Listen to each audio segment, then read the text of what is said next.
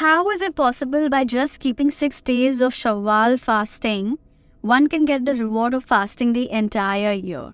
This answer has a bit of calculation, which I will explain with the help of my screen. The rewards of good deeds are multiplied into 10 the least. Hence, the rewards of fasting 30 days in Ramadan is equivalent to fasting 10 months. And therefore, fasting 6 days in the month of Shawwal is equivalent to fasting 2 months. Now, 10 months plus 2 months is equal to 12 months. And 12 months is one whole entire year. MashaAllah.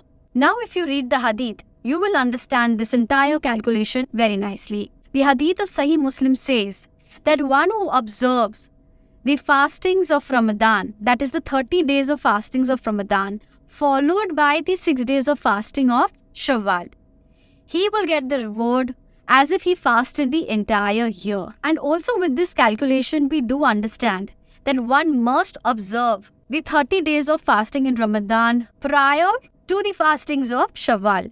Because if one do not complete the 30 days of fasting of Ramadan, the calculation of 10 months is incomplete.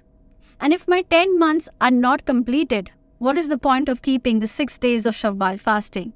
The entire calculation becomes null. Hence, it is important that we must observe, fulfill, finish, complete all the 30 days of the month of Ramadan, and then we are to keep the 6 days of the month of Shawwal in order to earn the reward as if we fasted the entire 365 days, the entire year. Subhanallah. So I am hopeful that all the doubts, all the confusion with regards to the 6 days fasting of Shawwal has been cleared, inshallah.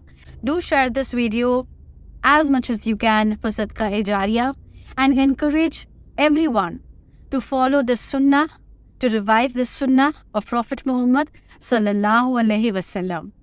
Until next time, barakallahu fikum. Assalamu alaikum wa rahmatullahi wa barakatuhu.